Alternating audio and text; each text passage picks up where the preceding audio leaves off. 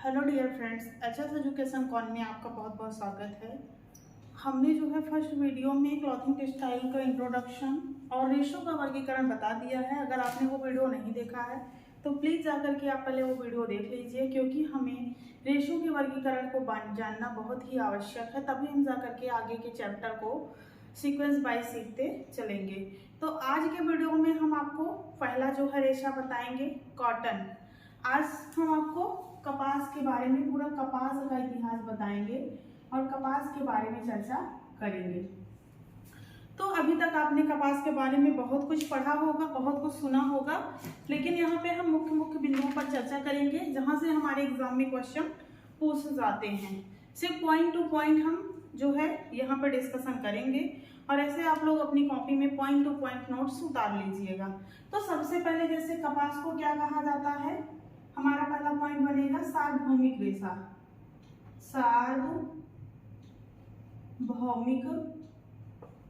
रेशा, universal fibre इसे आप कहते हैं, आप लिख लीजिएगा। उसके बाद कपास को और किस नाम से जाना जाता है, तो कपास को सफेद सोना भी कहा जाता है। सफेद सोना, व्हाइट गोल्ड।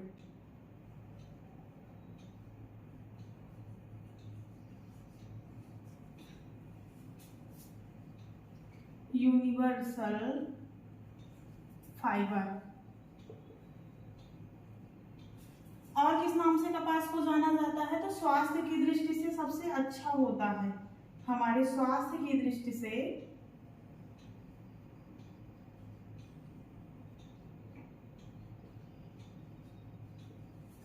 सबसे अच्छा माना जाता है। क्यों माना जाता है, क्योंकि यह ताप का सुचालक होता है, ना कि कुचालक होता है। कुचालक का मतलब होता है कि जो हमारे शरीर की गर्मी को बाहर नहीं निकलने देता है, जो हमें गर्मी प्रदान करता है, वो कुचालक कहलाता है। और जो इसे पहनने के बाद हमें ठंडक प्रदान करते हैं, वो हमें सुचालक कहलाते हैं। क्योंकि सुचालक और कुचालक में बहुत सारे बच्चे बहुत ज्यादा कंफ्यूज रहते हैं। और इसे क्या कहा जाता है, रेशों का राजा, किंग ऑफ फाइबर। रेशों का राजा, किंग ऑफ फाइबर। और किस नाम से जाना जाता है, तो मानव का मित्र इसे कहा जाता है, ह्यूमन फ्रेंडली फाइबर। मानव मित्र रेशा। इतने सारे पॉइंट हो गए। आगे हम जानेंगे इसमें कि कपास कैसा रेशा है। तो आप लोग को पता है कि जो हमारा कपास है, यह कपास हमारा कैसा रेशा है, तो प्राकृतिक जगत का है। और प्राकृतिक जगत में हमें कहां से प्राप्त होता है, तो वानस्पतिक रेशा है। वनस्पति जगत में हमें कहां से प्राप्त होता है, तो ये वनस्पतिक जगत में बीज द्वारा प्राप्त होता है या सीड्स के द्वारा प्राप्त होता है, बीज द्वारा प्राप्त होता है। बात समझ में आई थी। इसके बाद हम जानेंगे कि कपास का प्रयोग कब से किया जाता था। तो अभिलेख के द्वारा यह स्पष्ट किया गया था। कुछ अभिलेखों के द्वारा आप लोग अपनी बुक उठा करके पढ़ेंगे तो आपको पता चलेगा कि भारत में कपास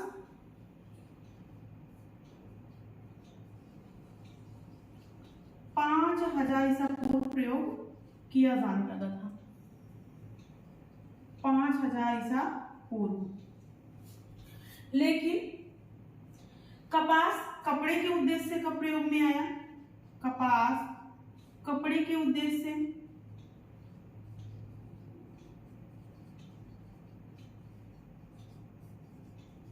कपास कपड़े के उद्देश्य से हमारा कब आया, 2100 ईसा पूर्व में सिंध घाटी में। 2100 ईसा पूर्व सिंध घाटी।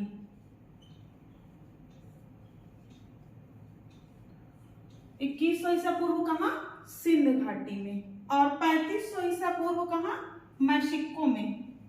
3500 ईसा पूर्व मैक्सिको। 3500 ईसा पूर्व कहाँ प्रयोग किया जाने लगा, मैक्सिको में। और 2500 ईसा पूर्व इसको पेरू में प्रयोग किया गया। 2500 ईसा पूर्व पेरू प्रदेश में। धीरे धीरे हमारे कपास का इस प्रकार से व्यापक विस्तार होने लगा और हर जगह पे कपास होने लगा। धीरे धीरे फिर हमारा कपास कहाँ कहाँ प्रचलन में आ गया, उत्पादन में। धीरे धीरे उत्पादन में कई जगह पे इसका उत्पादन होने लगा, जैसे एशिया के क्षेत्रों में, एशिया, इजिप्ट द्वारा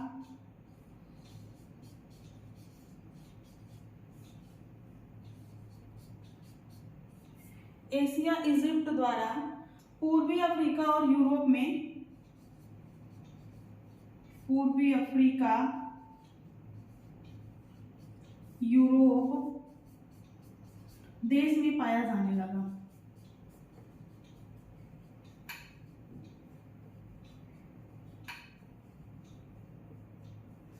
अभी तक हम आपको क्या बता रहे थे, सिर्फ कपास की इंट्रो क्लास है ये। हम आपको कपास के बारे में बता रहे थे। सबसे पहले हमने आपको क्या बताया कि कपास जो है हमारा सार्वभौमिक रेशा है, यूनिवर्सल फाइबर है। इसे ही सफेद सोना कहा जाता है। स्वास्थ्य की दृष्टि से सबसे अच्छा रेशा हमारा माना जाता है कपड़ों में। रेशों का राजा इसे कहा जाता है। मानव मृत रेशा होता है, ह्यूमन फ्रेंडली फाइबर होता है। कपास हमारा प्राकृतिक जगत का रेशा है। प्राकृतिक जगत में हम वानस्पतिक जगत से प्राप्त करते हैं और वानस्पतिक जगत में हमारे दो ही रेशे बीज द्वारा हम प्राप्त करते हैं, जिसमें कपास और काकोक आता है। अभिलेख के द्वारा हमने आपको बताया कि कपास का जो प्रयोग किया जाने लगा, हमारी बुक में दिया गया है 5000 ईसा पूर्व ही कपास का प्रयोग किया जाने लगा। लेकिन कपड़े के उद्देश्य से इसको 2100 ईसा पूर्व में सिंध घाटी में प्रयोग किया गया, 3500 ईसा पूर्व में मैक्सिको और 2500 ईसा पूर्व में पेरू प्रदेश में इसका प्रयोग किया गया। धीरे धीरे इसका विस्तार बढ़ता गया और हर जगह पे कपास का उत्पादन एक बड़ी पैमाने पर होने लगा, जैसे एशिया के इजिप्ट में द्वारा पूर्वी अफ्रीका में, यूरोप के देश में पाया जाने लगा। अब हम आगे जानेंगे इसके कुछ मुख्य बिंदुओं को, जैसे कपास हमारी कैसी फसल है, इसका उत्पादन कितना दिन होता है, कितने इंच सेंटीमीटर इसमें पानी की आवश्यकता होती है। कुछ ऐसे मुख्य बिंदुओं पर हम चर्चा करेंगे।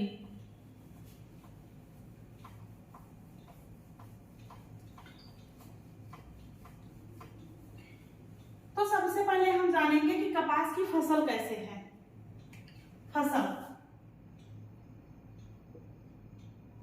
फसल में ये है खरीफ की फसल।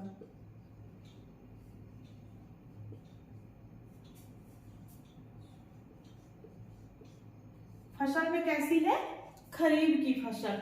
और इसका जो कुल है किसी न किसी प्रजाति का होगा, तो मालवेसी कुल का पौधा है, मालवेसी कुल का।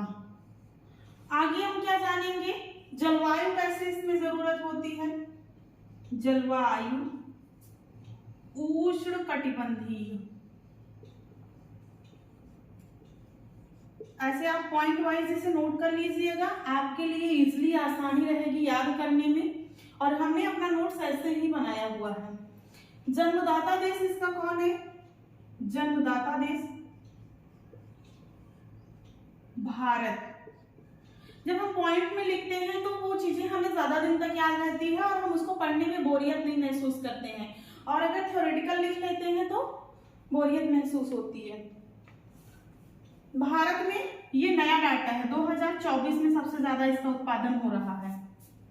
मिट्टी इसके लिए कैसी आवश्यकता होती है, अगर हम मिट्टी की बात करते हैं तो मिट्टी इसके लिए क्षार युक्त मिट्टी का प्रयोग करेंगे। मिट्टी क्षार युक्त। उत्पादन में प्रथम देश हमारा कौन सा है, उत्पादन में प्रथम। तो सबसे ज्यादा उत्पादन इसका कहाँ होता है, भारत में। सेकंड स्थान पे हमारा चीन है, थर्ड स्थान पे हमारा अमेरिका है। ये तो देश की बात होगी। अगर देश में उत्पादन की हम बात करते हैं तो फर्स्ट नंबर पे भारत है, सेकंड स्थान पे चीन है और थर्ड स्थान पे हमारा अमेरिका है। अब भारत में सबसे अग्रणी राज्य कौन है, भारत की जब हम बात करते हैं, भारत में अग्रणी राज्य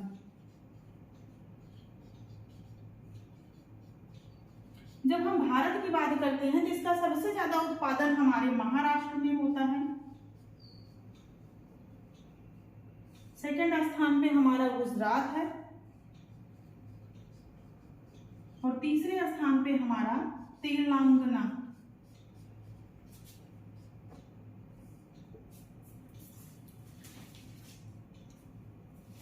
हमने क्या बताया आपको कि जो कपास की फसल होती है वो कैसी फसल है, तो खरीफ की फसल है। किस कुल का पौधा है, तो मालवेसी कुल का पौधा है। जलवायु कैसे होती है इसके लिए, उष्णकटिबंधीय जलवायु की आवश्यकता होती है। जन्मदाता देश कपास का कौन है, तो भारत है, और 2024 के डाटा के अनुसार ये बता रहे हैं आपको। मिट्टी जो है क्षार युक्त होती है। उत्पादन में प्रथम स्थान पे कौन है, तो सबसे ज्यादा उत्पादन भारत में होता है। सेकंड स्थान पे चीन है, थर्ड अमेरिका। और जब वही भारत देश की हम बात करते हैं कि सबसे ज्यादा उत्पादन कहाँ पर होता है, तो महाराष्ट्र में सबसे ज्यादा होता है। सेकंड स्थान पे हमारा गुजरात है, और थर्ड स्थान पे हमारा क्या है, तेलंगाना है। अब आगे हम कुछ और बिंदुओं के बारे में इसमें जानेंगे।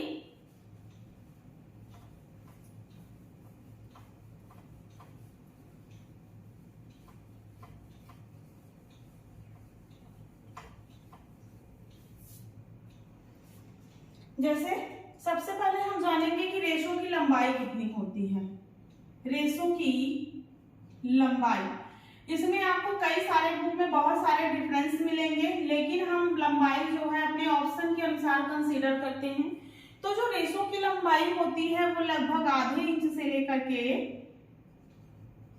2.5 इंच तक होती है।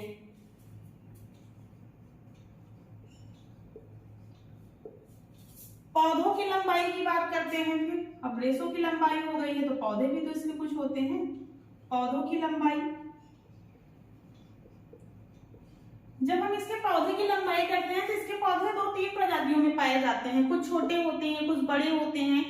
तो पौधों के लिए अलग अलग बुक में अलग अलग दिया। 3 से 6 फीट पौधे भी होते हैं, और 4 से 6 फीट भी पौधे इसके देखने को मिलते हैं।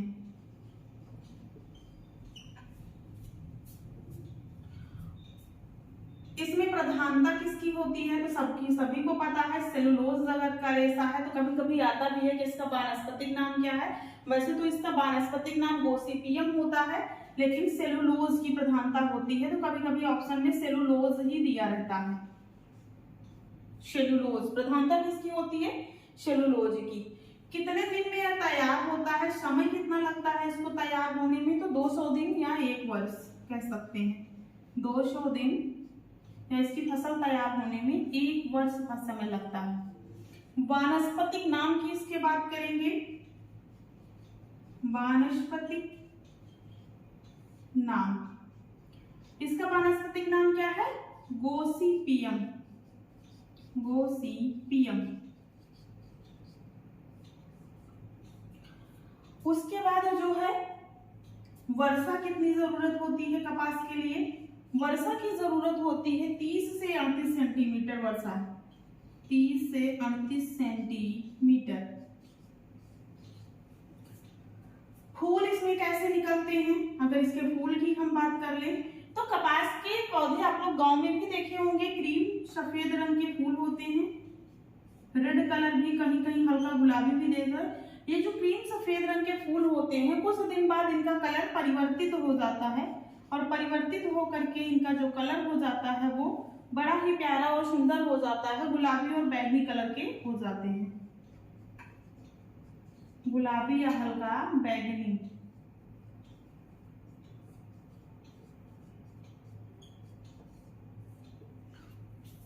बैंगनी कलर का हो जाता है। तो हमने अभी तक क्या जाना, सबसे पहले हमने जाना कि रेशों की लंबाई कितनी होती है। रेशों की लंबाई होती है 1.5 से लेकर के 2 इंच। पौधों की लंबाई कितनी होती है, तो 3 से 6 फीट या 4 से 6 फीट होती है। प्रधानता किसकी होती है, सेलुलोज की होती है। समय कितना लगता है फसल को तैयार होने में, तो 200 दिन या 1 वर्ष। वानस्पतिक नाम इसका क्या है, तो गोसिपियम है। कितने ज्यादा इसकी पानी की आवश्यकता होती है, वर्षा की तो 30 से 38 सेंटीमीटर पानी की आवश्यकता होती है। फूल इसमें कैसे निकलते हैं, तो क्रीम सफेद रंग के, लेकिन ये फूल कुछ दिन बाद परिवर्तित होकर के गुलाबी या हल्का बैंगनी कलर का हो जाता है। उसके बाद अब हम आगे कुछ और बिंदुओं के बारे में जानेंगे।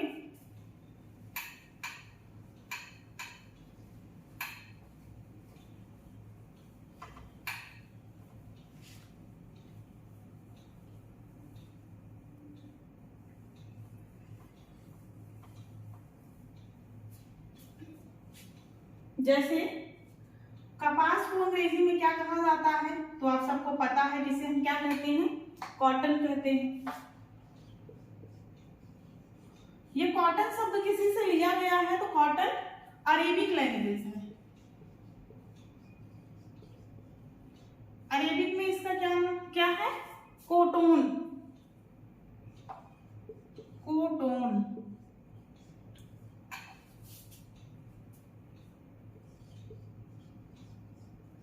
कोटोन कोटोन का अर्थ क्या होता है, इसका शाब्दिक अर्थ होता है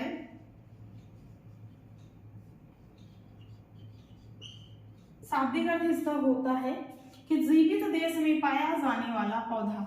जीवित देश में पाया जाने वाला पौधा। जीवित देश में पाया जाने वाला पौधा या पाया जाने वाला। अब हम आगे जानेंगे कि पूरे विश्व में कपास की कितनी प्रजातियां होती हैं। तो पूरे विश्व में लगभग 20 प्रजातियां पाई जाती हैं। 20 प्रजातियां होती हैं, जिसमें से हमारी 4 मुख्य प्रजातियां हैं, जिनमें हमको 4 के बारे में हम जानेंगे और यहाँ से क्वेश्चन आता भी है। 4 मुख्य प्रजातियां हैं। अब ये 4 मुख्य प्रजातियां कौन कौन सी हैं? सबसे पहला हमारा है गोसिपियम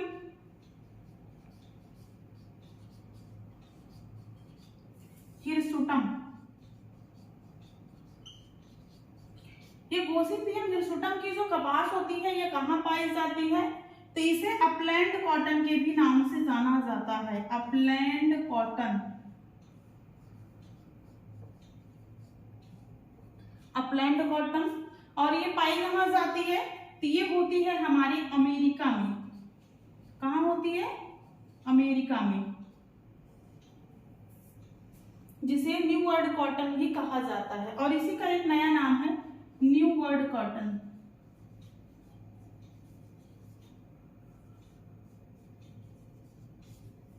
हमने आपको क्या बताया कि कपास जो है कॉटन शब्द से लिया गया है, अरेबिक लैंग्वेज के। कोटोन से बना हुआ है। कोटोन का तात्पर्य होता है कि जीवित देश में पाया जाने वाला। पूरे विश्व में लगभग 20 प्रकार की प्रजातियां कपास में पाई जाती हैं, जिनमें से हमारी 4 मुख्य हैं, जिसमें हमने आपको पहला लिखा दिया है गोसिपियम हिरसुटम।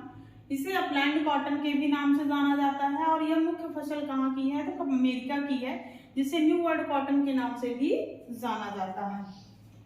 अब हम सेकंड नंबर जानेंगे।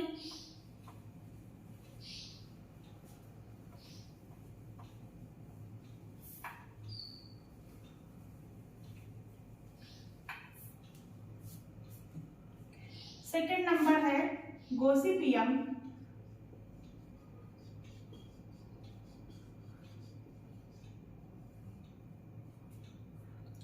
बर्बडेंस।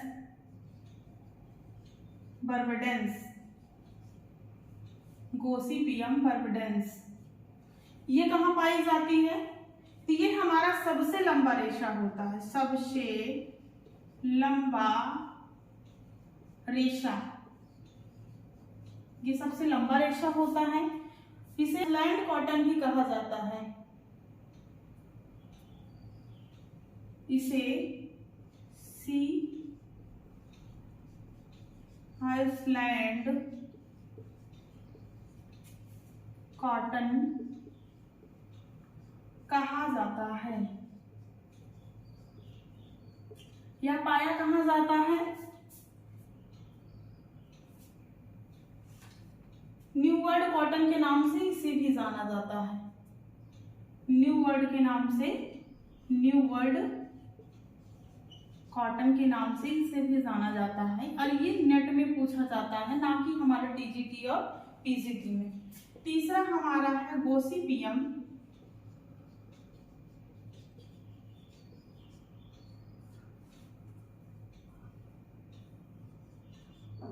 अर्बोरियम। गोसिपियम अर्बोरियम ये कहाँ पाई जाती है? तो ये भारत और पाकिस्तान के क्षेत्र में पाई जाती है। भारत एवं पाकिस्तान,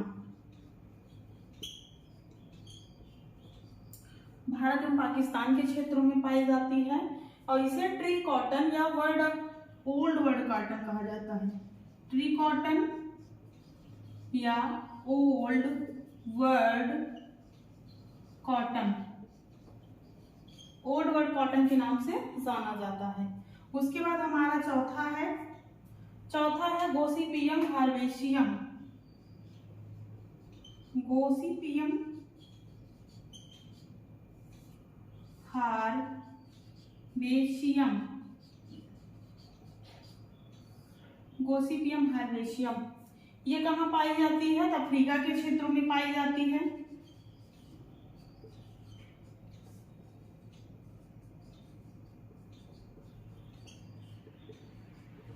अफ्रीका के क्षेत्रों में पाई जाती है और इसे लेवेंट कॉटन के नाम से जाना जाता है। लेवेंट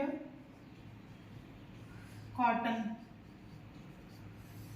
लेवेंट कॉटन के नाम से जाना जाता है। हमने आपको क्या बताया? हमने आपको बताया कि जो हमारे कपास की फसल है पूरे भारत में लगभग 20 प्रजातियों के पाए जाते हैं, जिनमें से 4 हमारी मुख्य हैं। जो 4 हमारी मुख्य हैं उनमें सबसे पहला हमारा है गोसिपियम हिरसुटम, जो कि अपलैंड कॉटन है, जो कि अमेरिका में पाया जाता है। दूसरा है गोसिपियम बर्बेंडेस, यह सबसे लंबा रेशा होता है और जो है आइसलैंड कॉटन के नाम से इसे जाना जाता है। तीसरा है गोसिपियम अर्बोरियम, ये भारत और पाकिस्तान के क्षेत्रों में पाई जाती है। और चौथा हमारा है गोसिपियम हार्वेशियम, जो कि अफ्रीका के क्षेत्रों में पाई जाती है। तो भी कपास में बहुत सारी इंफॉर्मेशन बची हुई है, जिसको हम नेक्स्ट वीडियो में आप तक पहुंचाएंगे। इस वीडियो में बस इतना ही। अगर आपको सारी जो है पॉइंट्स क्लियर हैं तो आप हमारे चैनल को लाइक, शेयर, सब्सक्राइब और अपने फ्रेंडों के साथ इसे शेयर करें और कमेंट बॉक्स में कमेंट करिए। अगर आपको कुछ नहीं समझ में आ रहा है तो हम उसको फिर से बताने का प्रयास करेंगे। आप कमेंट बॉक्स में कमेंट कर सकते हैं। मिलते हैं नेक्स्ट वीडियो में, तब तक के लिए धन्यवाद। पढ़ते रहिए और अपने स्वास्थ्य का ख्याल रखिए।